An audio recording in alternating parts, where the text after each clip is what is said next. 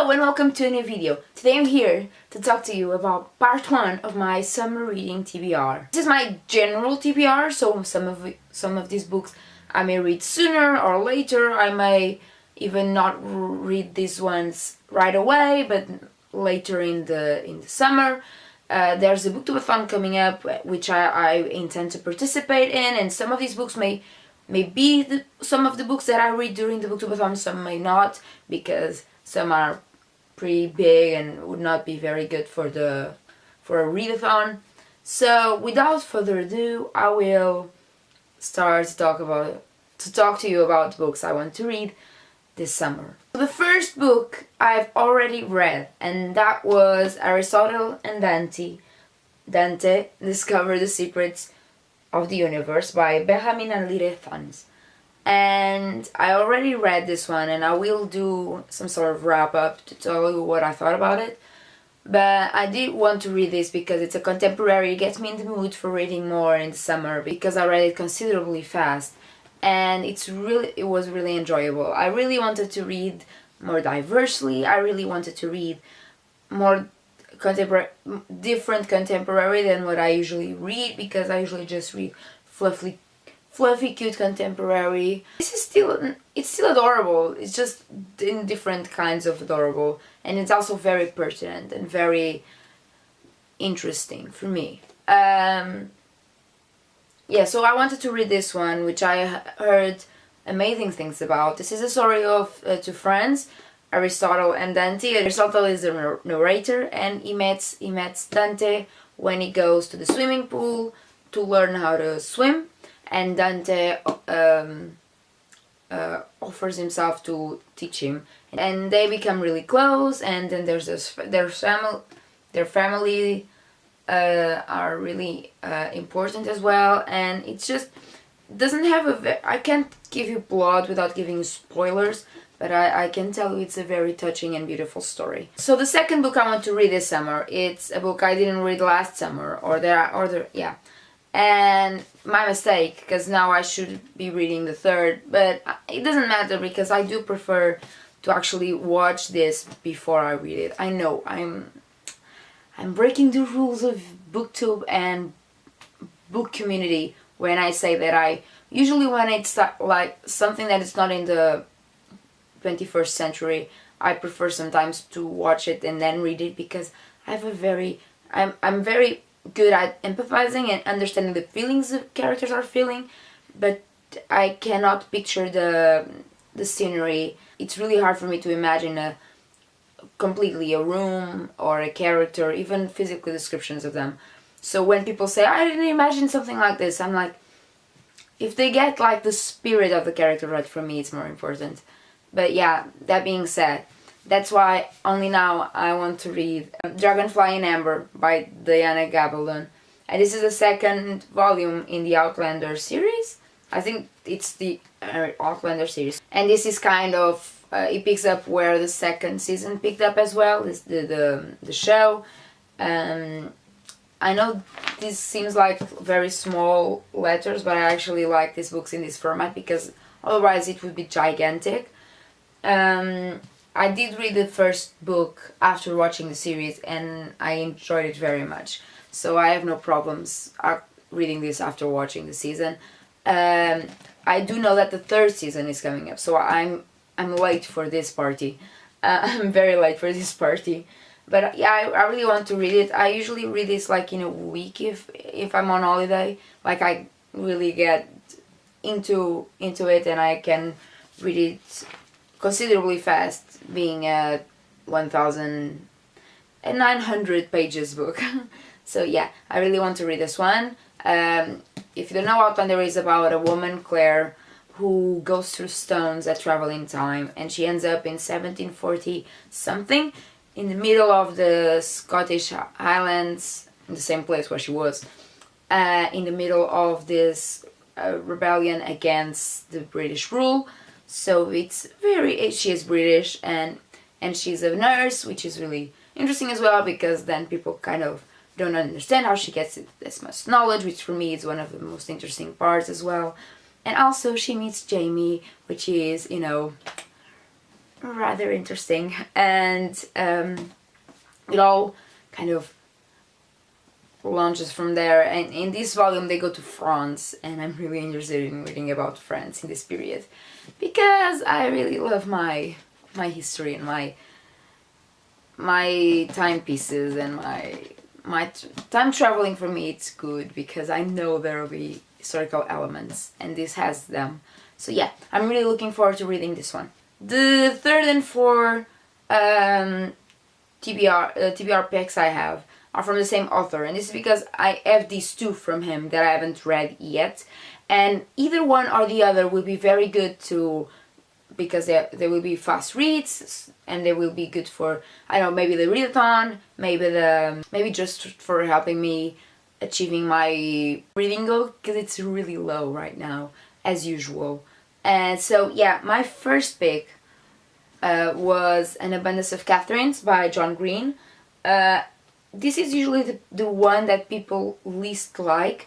It's the shortest one apparently. I mean, by the feel of it, I feel like it's the shortest one. One of my friends read it and he really enjoyed it. He is a scientist, like he is a chemist, so the nerd jokes and the thing about creating an algorithm for finding a girlfriend, for me, who was in science but then changed, and for my friends who are, you know, in the science field, they find it amusing. So I'm looking forward actually to reading this one and seeing what I think of it.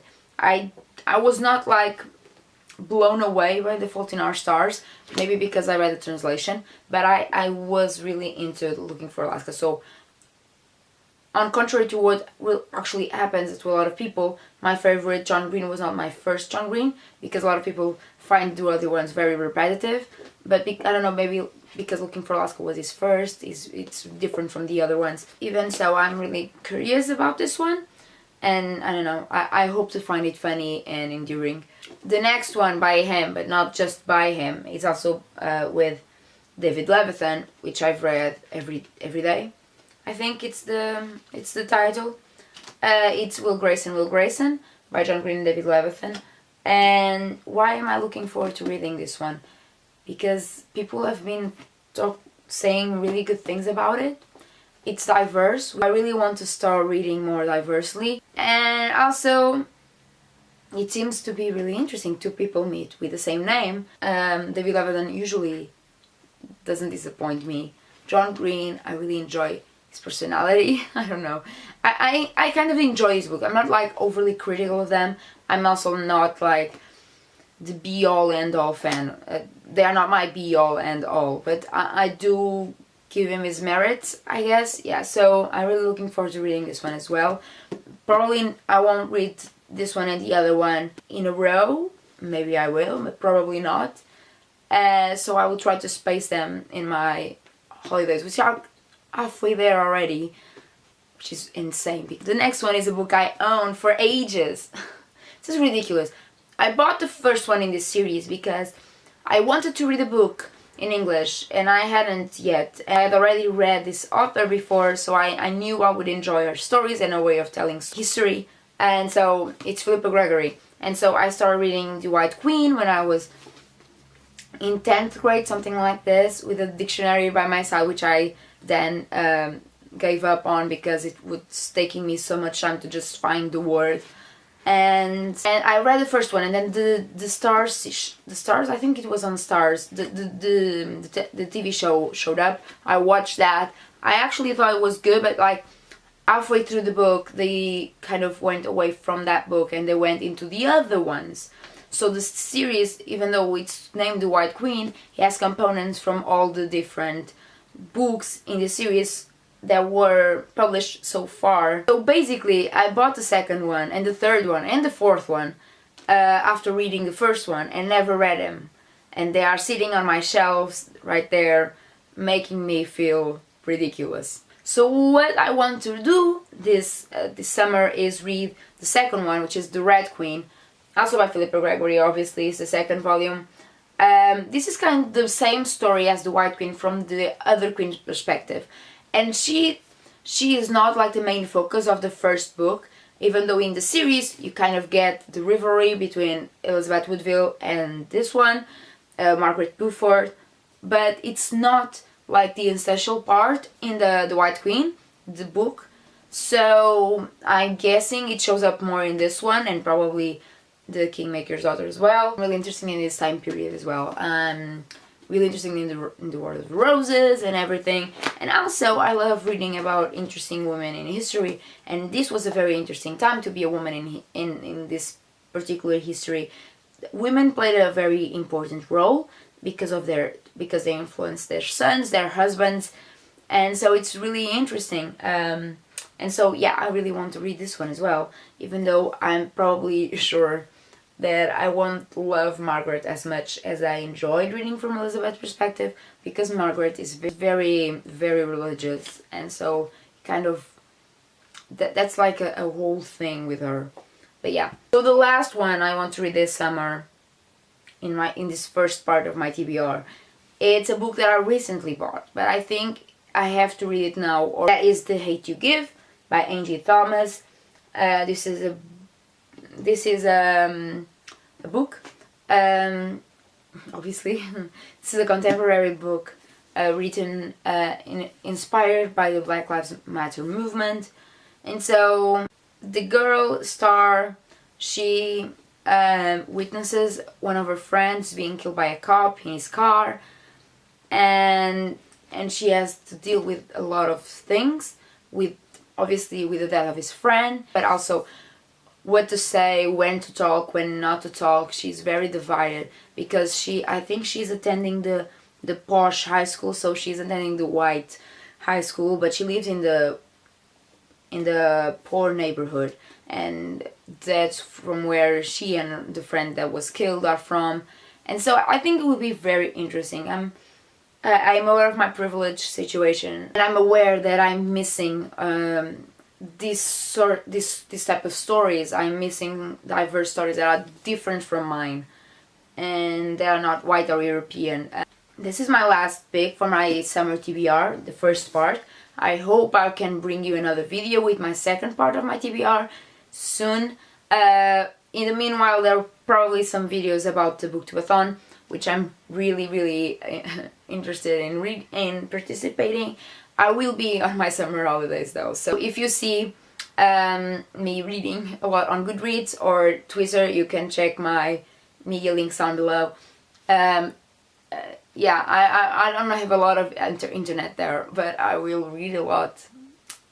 That's what not having internet kind of does to you. That being said, expect a TBR video, or maybe not, but a wrap up of my booktubeathon for sure.